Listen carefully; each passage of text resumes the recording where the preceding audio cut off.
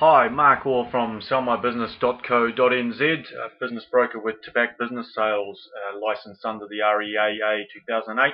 Thanks for joining me again in part 3 of this valuation series. In the first two parts, part 1, we covered return on investment and what you could expect as far as a return would go in various investment vehicles. Then we quickly looked at the actual process of business valuation itself and the various steps we take to present a fair market valuation for our prospective vendors and clients. And in this third part of the series, I'd just like to take a quick moment to talk about intangibles, what they are and how they factor in the overall value of your business. There's always talk from an accountant side in relation to goodwill for something that we would perhaps call intangibles. And I think one way of looking at it, and at least from my perspective, is that goodwill is a thing of the past. Really, it's an accounting term for a historic position of where your intangibles were at the time of purchase or establishment of your business in the past. As you go forward, the business value fluctuates over time, up or down, depending on what cycle the business is in. And then when you move forward to an actual sales and purchase agreement, and when the business is for sale and a new owner takes it over, you'll note down here that the actual word goodwill is not used. What is used is intangible assets. So that will be the value that is left over above and beyond the tangible or physical assets of the business and the stock and trade of that particular business, and whatever the figure left over would then be called intangible assets from a legal perspective. The reality is we always have very good discussions in regards to what intangibles are and why people pay for them. Certainly, accountants have a perspective, but the reality is businesses do sell and people do pay good money for intangibles of a business. And in reality, the intangible assets are very important, because if it wasn't for the intangible assets of a business, what would be the sense of buying it? You might as well go out and buy the assets and set up a store next door and just start trading. And in many ways, that's a very valid point for a starting point from an accountant. From another side, looking at a business, it has to have value above and beyond those tangible assets, the plant and equipment, and obviously the stock itself as a separate entity. It must have something above and beyond that, otherwise it realistically isn't actually a business that you can carry forward with, and someone could work very well just set up next door and open their doors and be running a very similar. So then, the intangible assets, what are they and why identify them?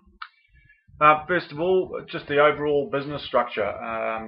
This is very important, and I think a key place that people can add real value to their businesses if they're timing to exit in the future, is paying close mind to all the internal processes, the systems that they incorporate, whether they're computer generated or paper generated, and operationally. So there is all kinds of things in relation to employee manuals, scripts. Everything is documented in regards to processes in construction, or if you're in the services industry, how you go through the steps of providing your services for your customers or clients. Business structure adds massive value to a business. It's something you can't touch and feel, but it certainly is an integral part of adding value to your business. And as an owner exits, one can never add too much emphasis on the amount of skilled and experienced staff that are in place, where they're set up, whether they're contracted, and even better if a business doesn't require skilled staff because of the systems and processes that are in place or the type of industry it's in. If there's a ready pool of staff that can be pulled in and easily trained because of the systems in place, that also adds value. Nice to have a good, solid business culture that has seen some excellent leadership and just some good relationships between staff and the outgoing vendor as well. And staff loyalty is always good as well. There's always the odd ruction when you're coming in, or nervousness about the transfer of staff, but by and large most buyers will want to keep the staff that they have to carry them forward without making too many changes and in reality, by law, they are required to do so if at all possible, and if they can.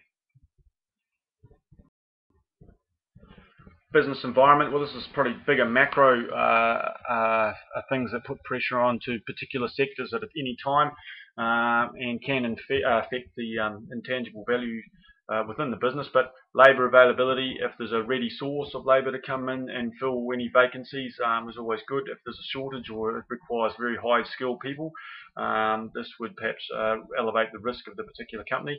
And then overall, the economic climate locally, national, internationally, and legislation. There's lots of businesses that are perhaps driven, whether it's health practices or perhaps people that serve councils for services to their residents. With a flick of a pen, these services can be wiped off and passed on to someone else in another contract, or taken in-house by whether it's government, local, or national. So these things, if there's in the pipeline, or there is perhaps something in the future that could affect the business, again, this would have an effect on those intangible values. Likewise, in the same element with legislation, however, if it is drafted and there's a long-term agreement involved, this would add value. If it was contracted that a certain provider was operating within a government sector and providing a service, and it had been just recently established and there was a 10-year rollout for the particular service, then this would be a real bonus and increase the intangible value. Nothing like written contracts to add value, definitely. And also, if you have supply contracts with your suppliers at very good terms that are up for renewal, perhaps annually, and there is an opportunity to renew those contracts, again, excellent things to have. Customer contracts, definitely excellent if you've got people that are roped in for recurring income for either your service or they're receiving products and are contracted to do so. Franchise agreements can either add or detract, clearer, easier ones to understand, or that are weighted relatively fairly. They're always pretty tight documents, and there's certainly a market for franchises, and they do suit certain types of buyers. Perhaps more free-thinking or folk that have come from a business environment outside of the franchise would prefer to look at something that was independently that they could carry forward themselves. Exclusive supply agreements, of course, are going to add value, and employment agreements, which have restraints of trade, and just depending on the terms inside those agreements, can add or subtract value to the intangible side of the business. The intellectual property of a business, brand names, company history, the logos, copyrights, trademarks, certainly things that can be transferred if the brands are well known. For smaller businesses, is probably not as important, but certainly design or actual trade secrets or proprietary things that are unique to that business and that are tied to their customers, and they need to utilise that proprietary, be it software or any other part of the business that has been designed by the owners or management staff. These can also obviously add value when someone is looking at carrying it forward.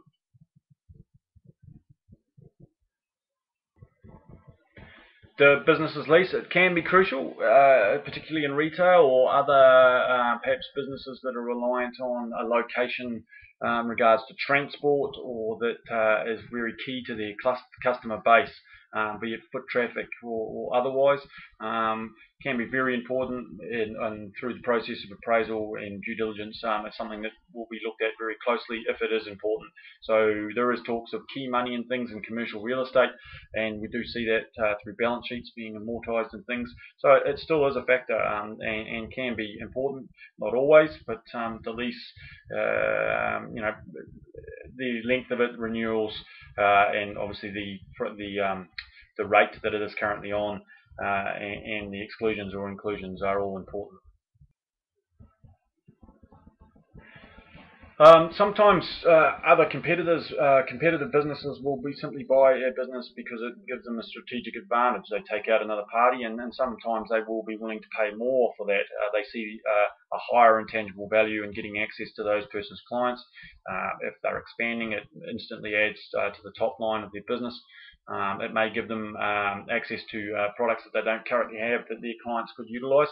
Or they could simply be bolting on and building relationships with key customers and extending their brand. So again, there are some unique advantages should it would be a strategic buy, and this would probably elevate the intangible value of a business to a specific buyer. Again, sometimes if there's high barriers to entry, this will increase the intangible value from the perspective of a purchaser. If there's a large investment in plant and machinery for someone to get up and going at cost, this could be a way of keeping out other players in the market. If they've got a large existing market share, always difficult for others to chip away at it. Customer reluctance to change. If they like the products that this particular vendor and business are providing, it can improve the value overall, and the fact that they will not change to competitors. And then if there's provable brand loyalty, or it's a well-known brand, then obviously this will carry some value in itself. Now this chart here, and I would say it's still relative. Some of the data is probably historic, but I would feel that it's probably still the same for Tabak anyway, as far as our business sales. And the 73% figure is that is the average over a range of various industries here, from retail, clothing retail, right through to import and wholesale manufacture. And the fact is that the intangible asset percentage of these sales of these particular businesses was 73%. So that means that 73% of the actual sale price was made up by intangibles. Plant and equipment, it would have certainly supported some of these businesses as well in regards to if it was high quality, but it basically isn't black and white. Most sales on the average that we do are in that 70 to 80 range of intangibles over the historic time with the Tabak sales, and it just shows you how important that intangible asset side is. And of course, from our perspective, this is where we add value, and this is why business brokerage firms exist, because we can go through the process and show that people can pay fair market value for businesses that do have, from perhaps some perspectives, feel that there is a high amount of intangibles involved. But the reality is that is what happens in business sales. From a banking perspective, and perhaps accounting as well, people always like to have lots of plant and equipment, particularly from the banking side. But the reality is, they do fixed assets in relation to plant and equipment generally cost a lot to replace. They have a high depreciation factor, so basically they're going to be written down relatively quickly, from 10 to 12% every year or higher, depending on what it is. Can stretch out to 25 depending on the item. They of course break down, fall apart, cause delay problems which have to be repaired and maintained, and they become obsolete due to new technology. So despite perhaps the material worth at purchase price, they do depreciate quite rapidly, whereas the intangible value of the business underlying it, if it's well systemized and has many aspects to it that are attractive to a buyer, will remain and grow as long as the management can drive the business forward and improve that future maintainable income stream is here now and will be into the future. And when it comes down to it, the final thing to ask, and I'm sure accountants that are representing and other people's advisors and ourselves will be asking, are these intangible assets and the profit that they provide and produce today, are they transferable to me, or are they transferable to a new owner? And the key is, obviously, intangible value will be much higher in a business that it is readily transferable to a new owner, where there isn't so much personal goodwill involved in a vendor. If the business is built all around one person or that particular vendor, then the values for the intangibles will be much lower than one that has gone through the steps over a number of years to design and focus on the intangible sides of their business, so as to make it readily transferable to a new owner. So that's it. Thanks for joining me again. That was Intangibles, a quick delve into Goodwill and the intangibles and how they add value in relation to the business. And as you can see, between up to 73% on average of our business sales actually are the intangible assets of a particular business. The next episode, episode 4, I'll take a look a little bit more inwardly at from a buyer's perspective and what is right for them, and the things also that we focus on to make sure the info that we're being provided with adds up in relation to the fair market value of a business going forward. So until next time, this is Mark Orr from sellmybusiness.co.nz, business broker with Tabak Business Sales here in New Zealand. And until next time, I wish you all the best of success.